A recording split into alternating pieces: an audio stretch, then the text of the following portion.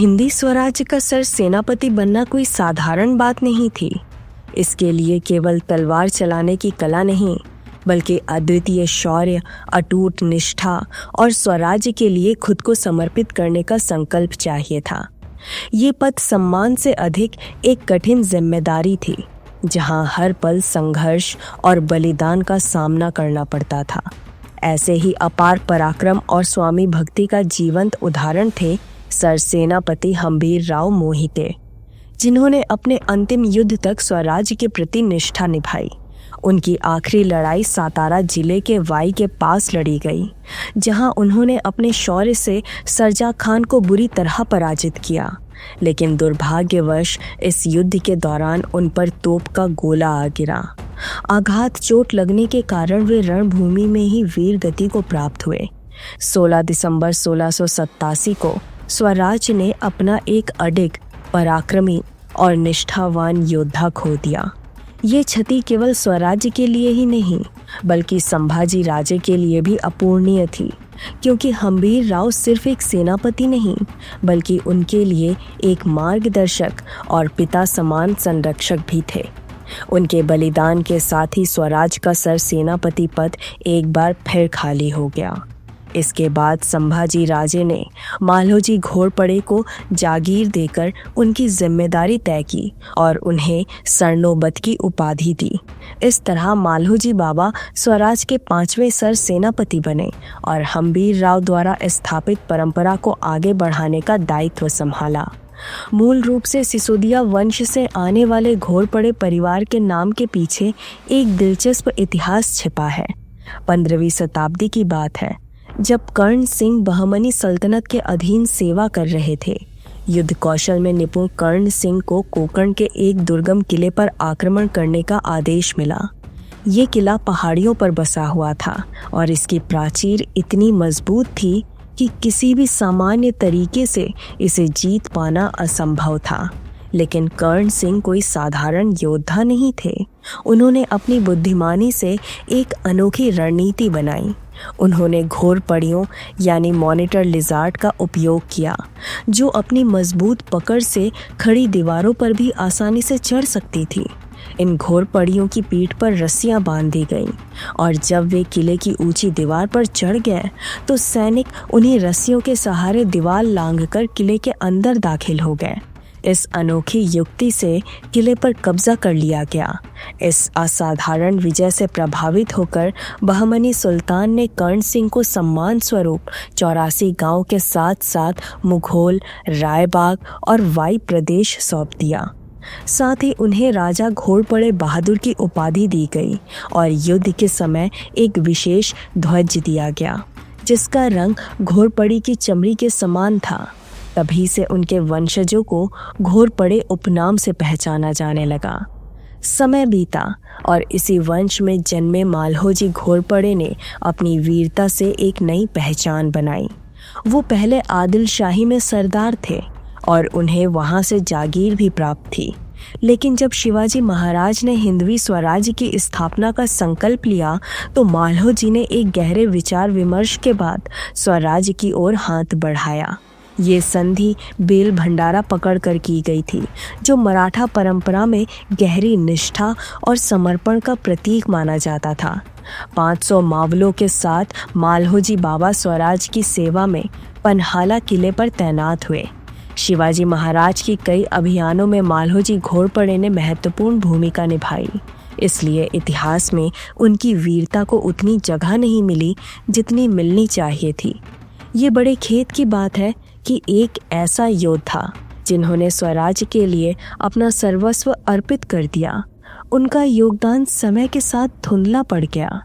जब मालहोजी आदिल शाही में थे तब उनके पास वाई परगने के विटे, भांगी और भालवाड़ी गांवों की देशमुखी थी। ये जागीरें उन्हें वंश परंपरा से प्राप्त हुई थी और उनका परिवार भालवड़ी गांव में ही रहता था। भालवड़ी विटा इस्लामपुर मार्ग पर बसा एक प्राचीन गांव था, जिसकी पश्चिम दिशा में एक नदी बहती थी। आज भी वहां घोरपड़े वाड़ा नामक एक प्राचीन खंडरनुमा हवेली मौजूद है। एरला नदी के किनारे बसे वांगी और नावी गांव में भी घोरपड़े परिवार के वाड़े हुआ करते थे, लेकिन इनमें सबसे भव्य वाड़ा भालवड़ी का था। उस समय की परंपरा थी कि प्रभावशाली सरदार अपनी जहागीर के हर महत्वपूर्ण गांव में एक किला या वाड़ा बनाते थे, और मालहोजी भी इस परंपरा से अलग नहीं थे। शिवाजी महाराज के प्रशासन काल में मालहोजी बावा पन्हालगढ़ के तटसर नौबत के रूप में कार्यरत थे। 1680 में जब संभाजी महाराज ने शिवाजी महाराज की युद्ध नीति के तहत दिलेर खान से कूटनीतिक मुलाकात की और फिर पन्हालगढ़ लौटे, तब महाराज ने उनकी संपूर्ण सुरक्षा की जिम्मेदारी मालहोजी बावा को सौंपी।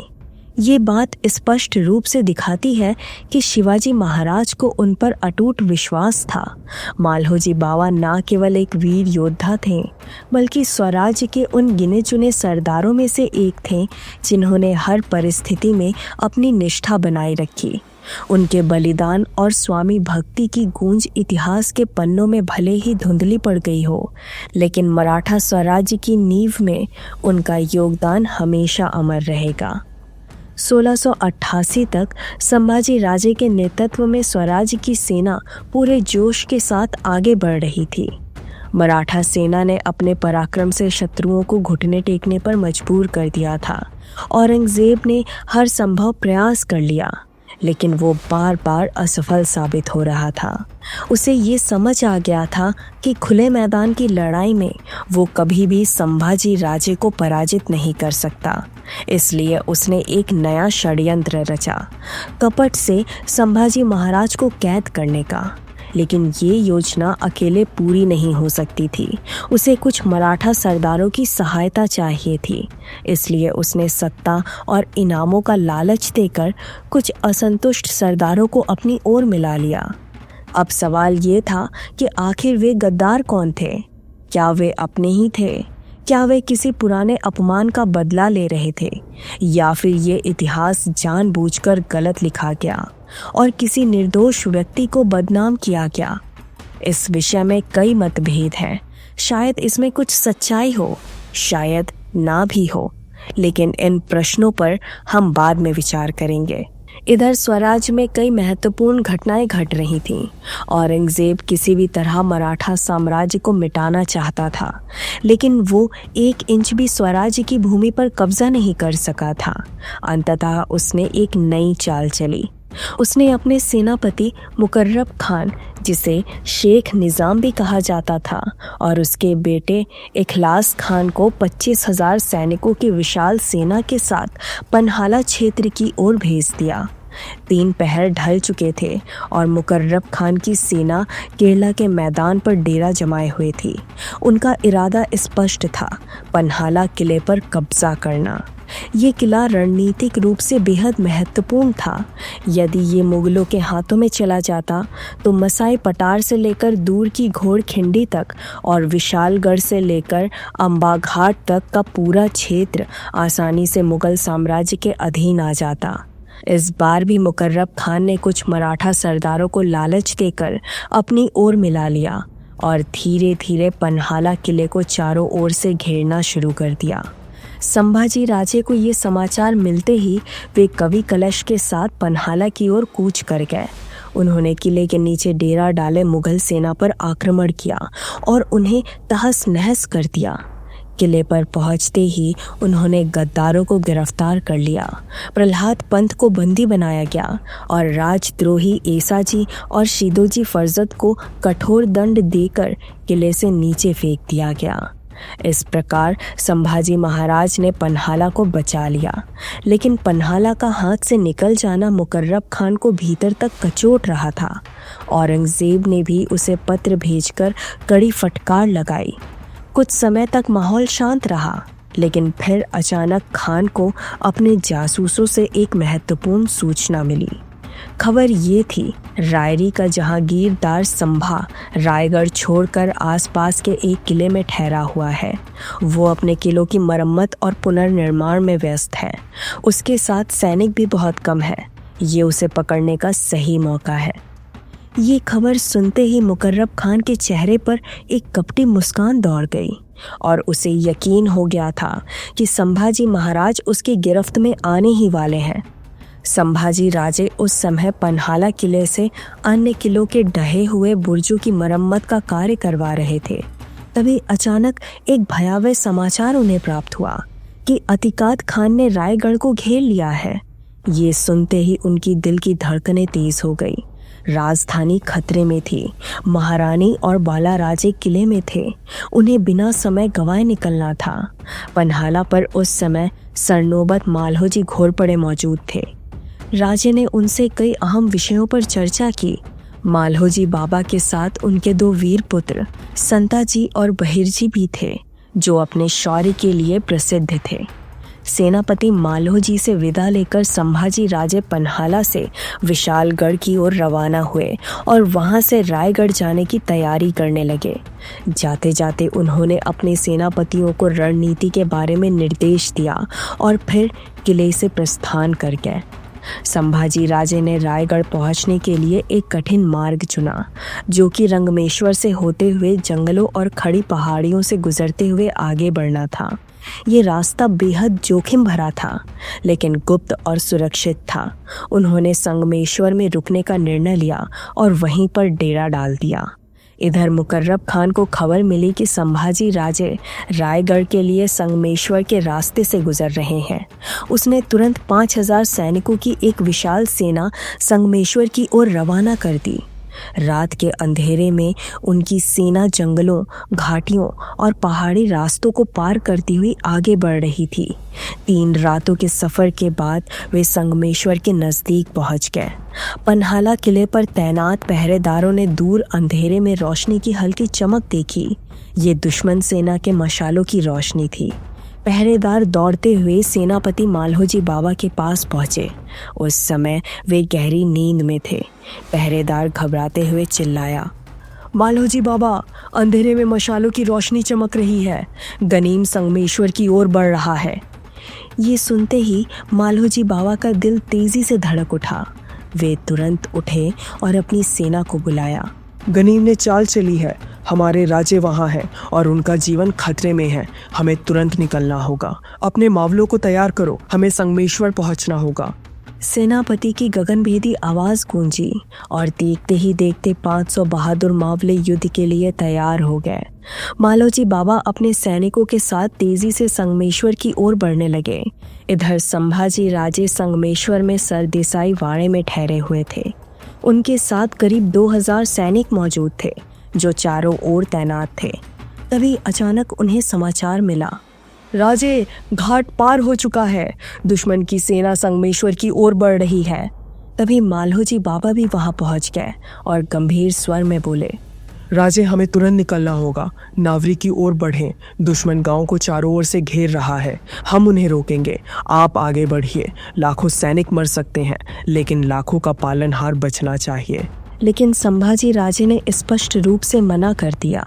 उनके चेहरे पर अडिग संकल्प झलक रहा था। हम युद्ध से भागने वाले नहीं हैं। हम यहीं लड़ेंगे, यहीं मरेंगे, लेकिन रणभूमि छोड़कर कभी नहीं भागेंगे। उनकी आंखों में वही ज्वाला जल रही थी, जो हर सच्चे योद्धा की पहचान होती है। उसी समय मुकर्रब खान की फौज संगमेश्वर के द्वार तक पहुंच गई और मुकाबला शुरू हो गया। इधर बिखरे हुए घुड़सवार तेजी से अपने घोड़ों पर सवार हो गए। राजा भी चंद्रावत घोड़े पर सवार हुए और मावले युद्ध के लिए तैयार हो गए। उनके साथ वे वृद्ध मालहोजी बाबा, उनके 2 बेटे कवि कलश, खंडो बल्लाल, धनाजी, रंगनाथ स्वामी और अन्य महत्वपूर्ण योद्धा भी थे।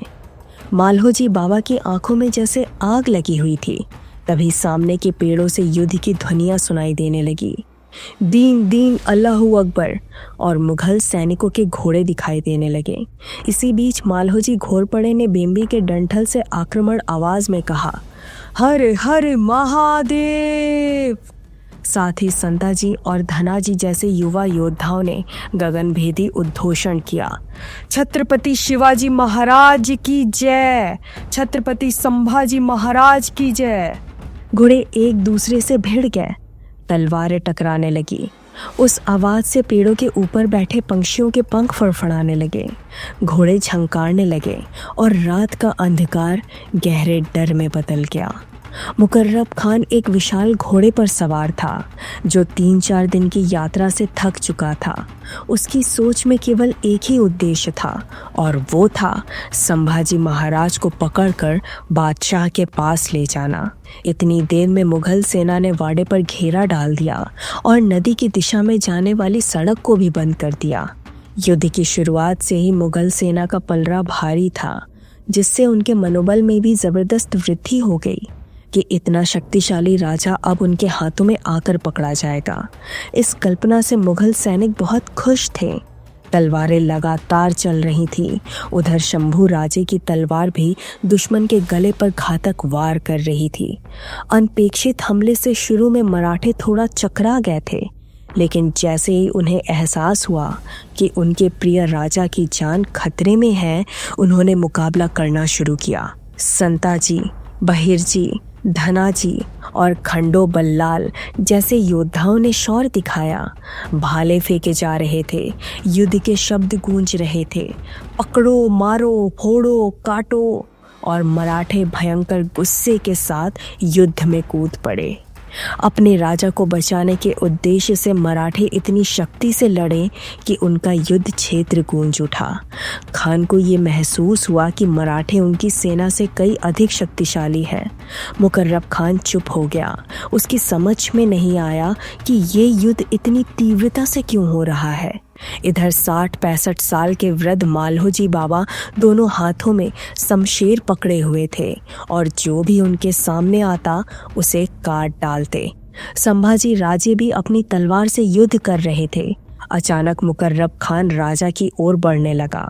इस बीच संताजी, धनाजी और खंडोजी बल्लाल एक साथ दौड़े और शत्रु सेना को तलवारों से काटते हुए आगे बढ़े।